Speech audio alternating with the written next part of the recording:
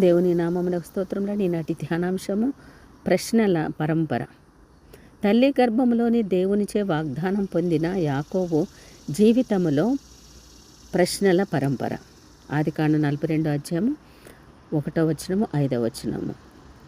ధాన్యము ఐగుప్తులో ఉన్నది, కరువు కనాను దేశంలో ఉన్నది.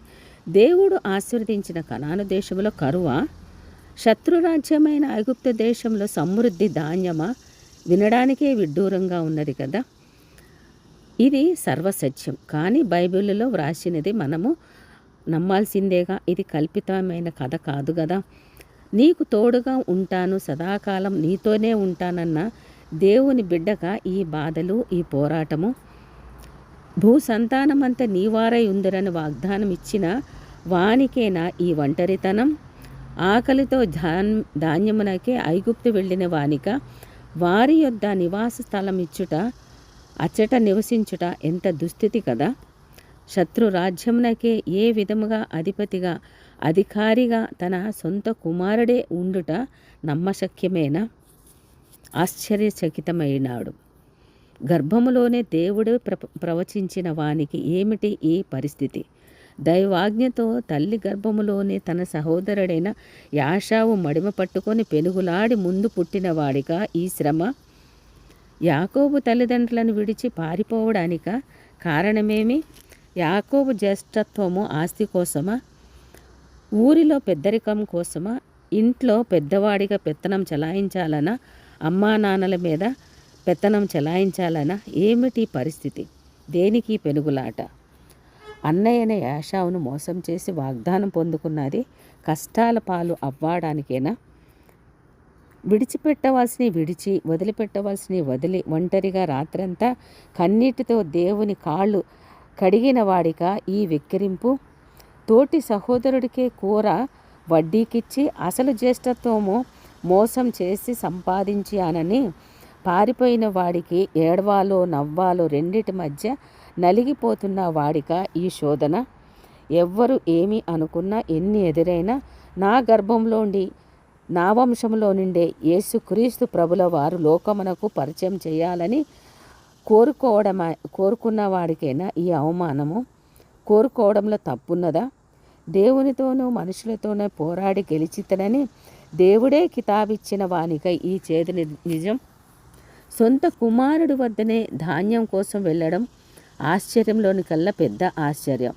అవమానం అనిపించిన దేవుడే వెళ్ళమని ఆజ్ఞాపిస్తే వెళ్ళాడు. వెళ్ళిన వానికి సత్కారమేగా. నేను దేవుని ముఖము చూచితనన్న వాడికి ఈ వెసులుబాట. పరలోక దూతల ద్వారా నిత్య మీద నుండి ఆశీర్వదము స్వయముగా దేవుడే పంపిన వానిక ఈ చేదు నిజము. యాకోబు తుంటి విరిగిన అతనిలో పెనుగులాట, ప్రయాణములలో తడబాటు, ఒంటరితనము పోయింది, వంకరతనము కూడా పోయింది. ఐగుప్తు రాజైన ఫరోని తిండి లేని గోషేను రాష్ట్రంలో చిన్న ఇంట్లో నివసించిన దీనుడైన యాకోబు ఫరో రాజునే దీవించినందుకు నవ్వాలో ఏడవాలో అయోమయ పరిస్థితి. నేను ముఖాముఖిగా దేవునిని చూచి నా ప్రాణం దక్కించుకున్న అన్నవాడిగా ఈ ఎదురు దెబ్బ. ఇవన్నీ కూడా దేవుని ప్రణాళికలోనివే కాదా? ఇస్రాయేల్గా మార్చడానికి దేవుని ఏర్పాటులోనివేగా. ఈ యొక్క ప్రశ్నల పరంపర ప్రపంచమంతా 12 గోత్రాల వారిని వ్యాపింప చేయాలంటే యాకోబుకి ఈ శ్రమల, కష్టాలు, ఈ శోధనలు, ఈ పరుగులు, ఈ ఉరుకుబాటు, ఈ ప్రశ్నలు తప్పవని రుజువుపరిచి వీటన్నిటిలోండి దేవుడే గెలుపునిచ్చి ఆ సొలసిన యాకోబునకు ఇశ్రాయేలు దేశమునే యాకోబు పేరును నామకరణం గావించి బహుమానముగా ఇచ్చి ప్రపంచ నడిబొడ్డులో చిన్న దేశమైన అగ్రరాజ్యాల పక్కన నిలిచి ఆరితేరి అందరినీ గడిగాడలాడిస్తున్న ఆ చిన్న దేశమే యేసుక్రీస్తు పుట్టి పెరిగి మరణించి పునరుద్ధానుడైన దేశము. ప్రభంజనమై ప్రపంచ నలుమూలల నుండి విచ్చేసిన యెరూషలేము యాత్రా స్థలము నుండి యేసుక్రీస్తుని లోకమునకు పరిచయం చేసిన ఘనత ఈ పెనుగులను వాడిన వాడికి, అబద్ధమాడి సహోదరుడి దగ్గర నుంచి ఆ యొక్క జ్యేష్ఠత్వం పొందిన, పోరాడిన, గెలిచిన యాకోబుకే ఈ యొక్క ఘనత దక్కినది కదా. ఓ ఇశ్రాయేలు, నీ భాగ్యం ఎంత గొప్పదయ్యా! మగసిరి గలవాడే దేవునితోనూ దూతతోనూ పోరాడి గెలిచిన వాడికి కన్నీరు విడిచి రాత్రంతా పోరాడి బ్రతిమిలాడిగా పేరు ఇశ్రాయేలుగా మార్చి తూర్పు పడమర ఉత్తర దక్షిణముల ఎందు 12 మంది కుమారులు 12 గోత్రములుగా